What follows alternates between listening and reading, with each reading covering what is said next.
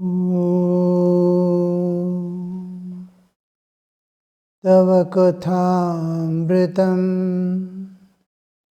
Tapta Jivanam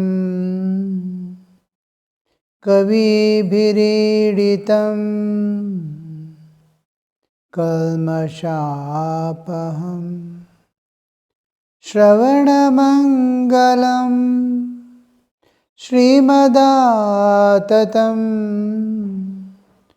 Bhuvi Grinanti Bhurida Janaha Bhuvi Grinanti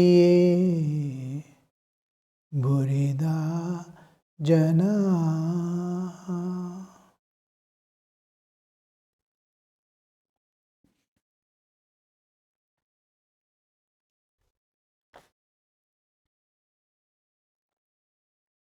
Ramakrishna has gone to a devotee's house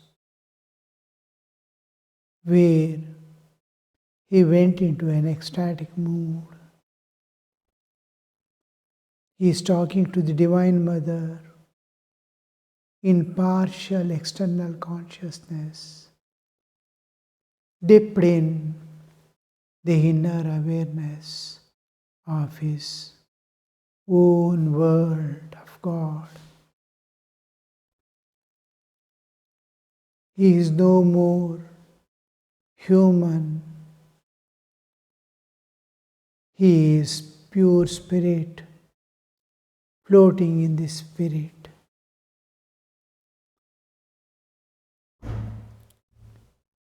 He is talking to Mother.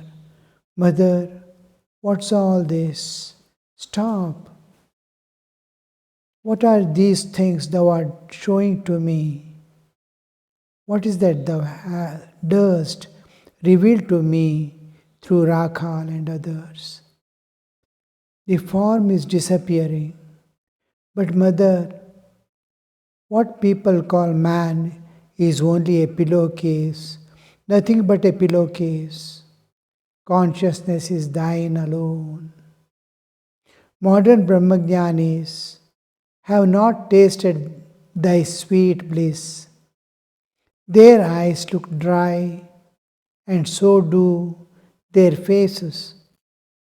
They won't achieve anything without ecstatic love of God. He is still talking to Mother, continuing. Mother, once I asked thee to give me a companion just like myself.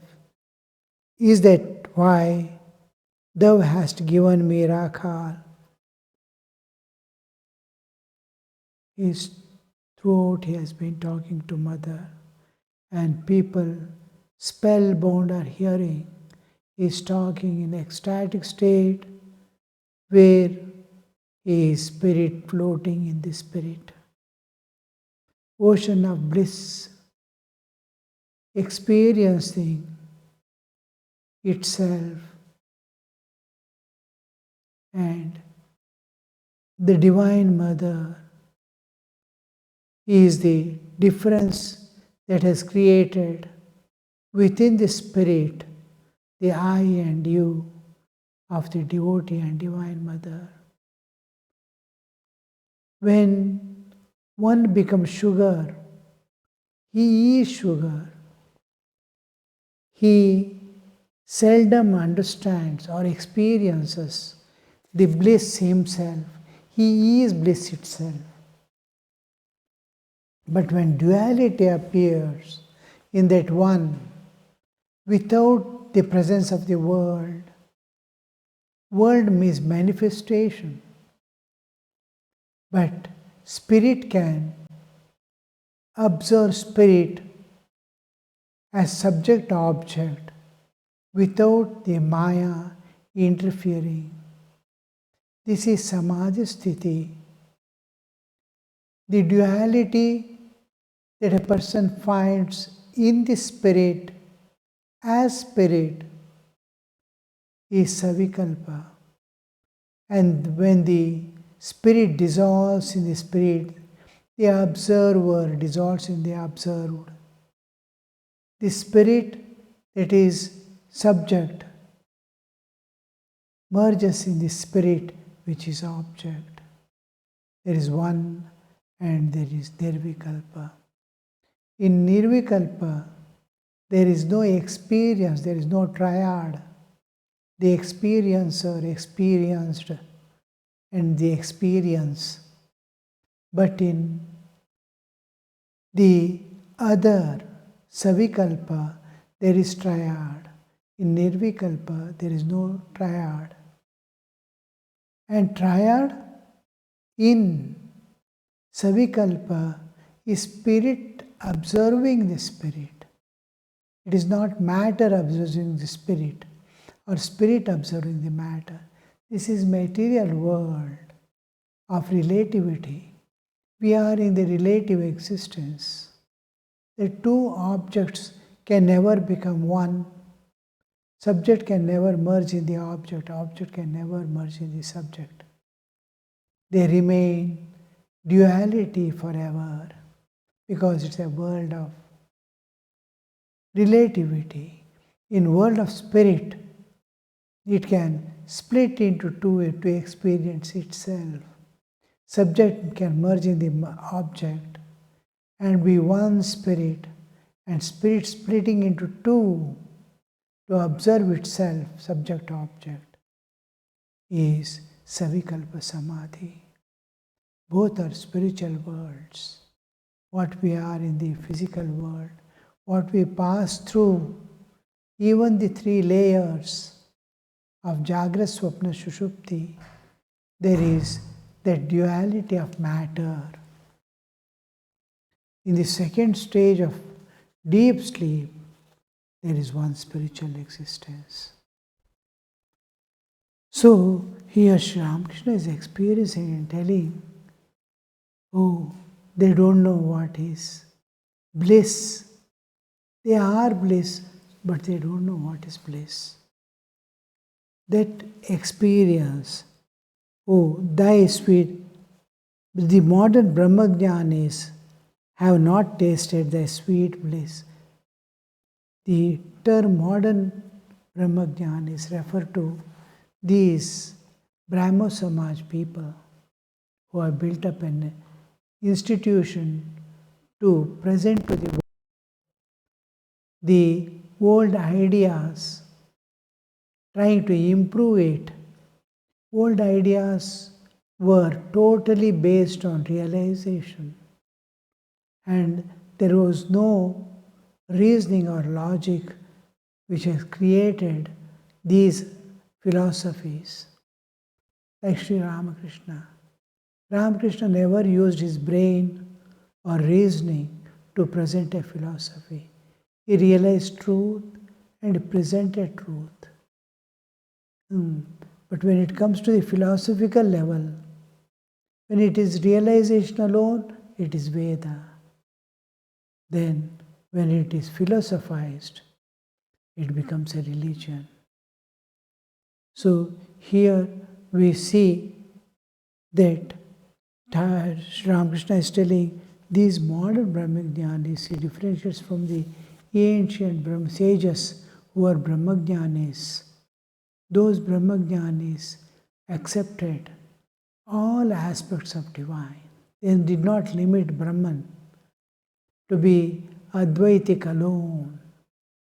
Oh, it can manifest in many ways.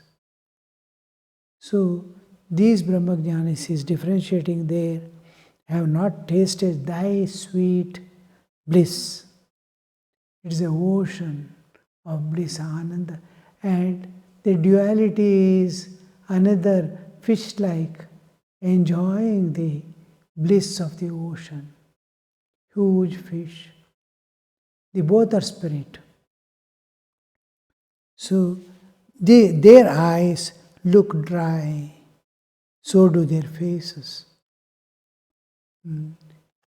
That's why the Advaitin has to go in such a path that it goes on denying. The denial and assertion of the Absolute. To assert the Absolute, they deny. Neti. This is not God, this is not Brahman, this is not Brahman. Whatever they see, whatever they hear, whatever they can think of, they go on denying this is not Brahman, this is not Brahman. So where is the bliss? They explain the one which they are asserting as the Sat Chit Ananda, Satchidananda, that is Satchidananda. But what they are experiencing is this world. That is not what they are experiencing. They are experiencing this world and thinking of that. So they have to deny this to assert that. But the path of bhakti is entirely different. They don't renounce the world, deny the world, throw away the world. They accept the world as divine. The acceptance and transcendence is bhakti path. The denial and transcendence is jnana patha. The path of jnana, with spiritual wisdom, or the path of philosophy, jnana, in which vairagya becomes the predominant. Here the divine love becomes predominant in bhakti path. Path of bhakti, devotion. The path of jnana is where we renounce, deny and go. Deny to transcend the nature. Deny to transcend this relative existence in which we live. Deny the bodily existence to assert the spirit. There the austerities. The mortification of body is to assert the spirit. I am spirit, I am not body. Going on, this world is a maya. It's only an appearance, like dream. The reality is something else. So here, by denying and discarding, they peep beyond and try to attain. The transcendence is done by denial. There in Bhakti Yoga, this is and this has value. This is its manifestation. That is there here in this way, and we can hold on to this, transcend it by acceptance and passing through. The moment I accept this world, it becomes transparent, that light can pass through it. The moment I deny, it becomes opaque, the light cannot pass through that. So I have to jump over, renounce and jump over and to see beyond. Once it becomes opaque, I cannot penetrate. But I am not going to do anything, I just accept, and the whole thing becomes transparent. I can just pass through it like light, passing through it. So here, the acceptance and transcendence, there it is renunciation, that is denial and transcendence. This Sri Ramakrishna is differentiating to show how the modern Brahmajnanis are deprived of that bliss of seeing God in this world, Mother in this world, and going beyond. Here is strong, in Bhagavad Gita also, Sri Krishna tells about the path of jnana and bhakti. Arjuna asks in the 12th chapter, what happens to those who follow the path of jnana? Krishna says that's also path, that also leads people to me alone. But it's a most painful journey. It is passing through thorns and bushes. This is royal road. So Sri Krishna also, how much of difficulties they face, those who hold on to jnana. So this is Sri Ramakrishna is telling here, addressing directly to Mother, is talking to Mother. Mother, they are not able to enjoy your bliss. She is what this world has become, all the jivas which they are going to renounce. They are going to say, no, this is not God. is Mother only. Mother has become the whole universe and all things. Because of the subject of object relationship we have developed, by identifying with this physical body, we see this as world. Otherwise, it is God. Mother, once I asked thee to give me a companion just like myself. Is that why you hast given me Rakhal?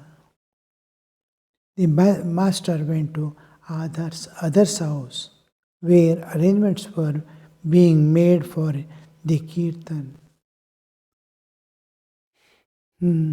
How they go from one house to another house. By the time Sri Ramakrishna returned, once he goes to Calcutta, they return back late in the night, 2 o'clock, 3 o'clock. They return to Dakshineshwar in a carriage.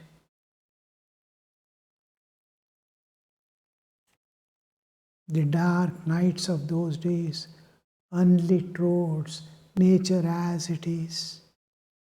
The moonlight nights, starlit nights alone is the path.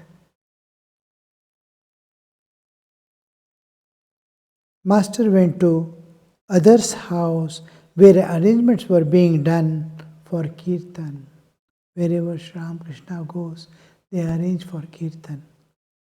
Many devotees and neighbors had gathered in others' drawing room, anxious to listen to the Master's words. One of the important things and easiest way of transporting our consciousness to higher level, our mind to become pure and linked to the divine, our heart emptying of all worldly emotions, replacing them with a divine awareness, is possible with just few heart-touching bhajans. And Sri Ramakrishna used to encourage these bhajans for the householders, the kirtan. It's called kirtan in the northern India, especially because of the Gauranga. The Chaitanya Mahaprabhu used to use this term, which we use commonly here as bhajans now. We are accustomed to use term bhajans. There it is kirtan. Kirtan includes all kind of bhajans, but with insistence or repetence, going on repeating the same thing in different tunes or in the same tune. The one line or a phrase, they go on circling, kirtana. It is as if calling on God in various ways with the same name, same phrase, same sentence, calling or relating to God. And in different tunes, I am pleading God to reach me. So that is called kirtan.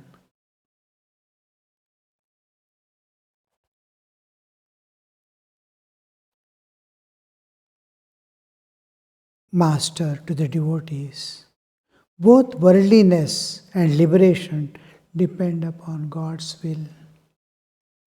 It is God alone who has kept man in the world in the state of ignorance, and man will be free when God, of his own sweet will, calls him to himself, calls the devotee to himself.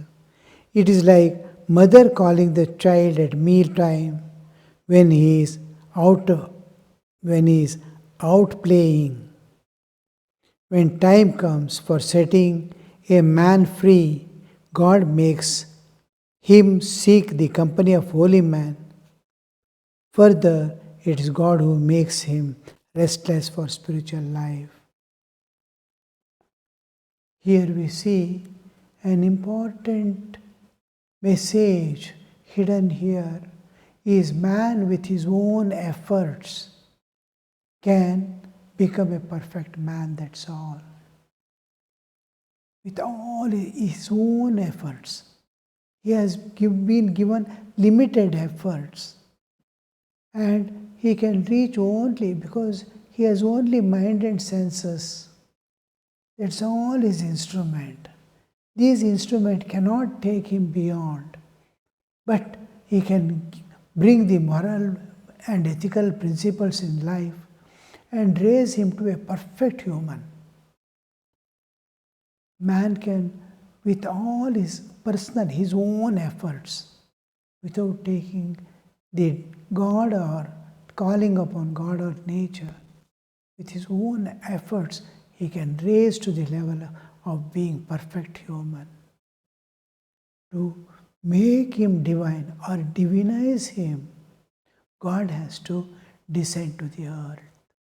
Divinization is not possible by himself because the divinity which can divinize is hidden. Man alone is there. Divine is not there. If divine is there, there is no need of, he is already realized. Realized soul doesn't need divinization. He is divine. He sees divine. But ordinary human, with all his efforts, can become a perfect human. And for that, God, the divine, has to descend to the earth to divinize the human receptacle.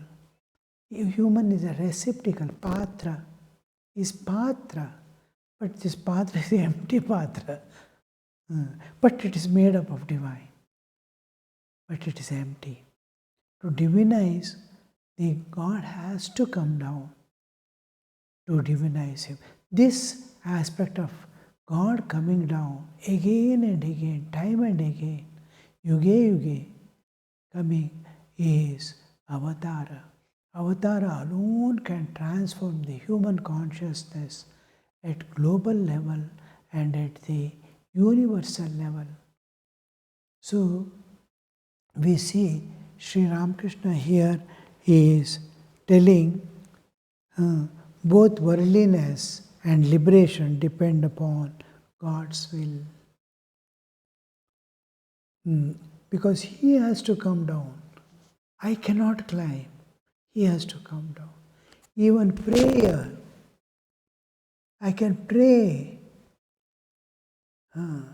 but I cannot achieve. Prayer, he ends with hopes. But faith and prayer, faith is what brings reality, a support with which he can climb. Prayer is asking God to leave something for us to hold on to. Now, everywhere I see the flood, I pray, where is the support? A log of wood may come floating. I hold on to that. And that has to come from somewhere. A boat might come. A helicopter may drop. A wing, a something, support for me, a platform to climb. That has to descend. That descending. So it is, my prayer can, he has to release. I can pray. But faith is something I hold on to and have the grip to call upon him, shout at him to come down. Faith makes God descend. Prayer make him to release himself, waiting for his faith to be released. Usually it is said, prayer is something like rain, praying for rain. Hope is something like prayer for rain. Praying for rain is hope. And fetching an umbrella is faith. So you have an umbrella, fetching an umbrella. When rain comes, I need an umbrella. Getting an umbrella, it's in my hand. Faith is something like. So, faith is something I can hold on to. Prayer is something I expect to. So, it depends upon God. My release and my bondage remains in His hand. And He is within me, inaccessible to me, because I don't know how to turn inward and look at Him or link myself to Him.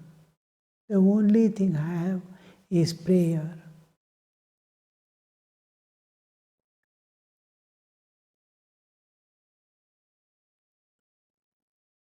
Master to the devotees, both worldliness and liberation depend upon God's will.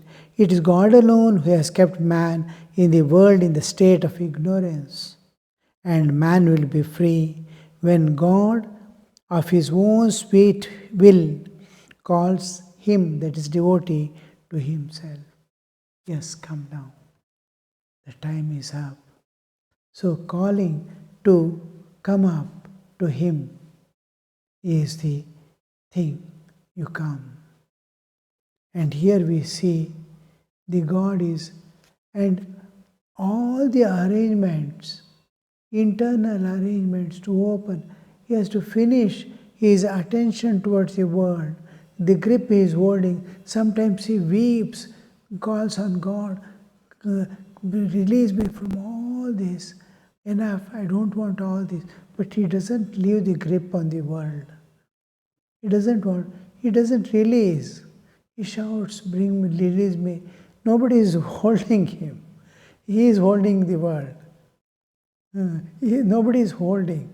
It is like self, Atman. Atman is not holding anything. Everything is holding Atman. Body, mind, senses, all things are holding Atman is not holding anything. But they are bound. Bodily existence is bound. It's moving, doing everything by the existence of Atman. Om Shanti Shanti Shanti Harihi Om Tat Sat Shri Ramakrishna Arpanamastu.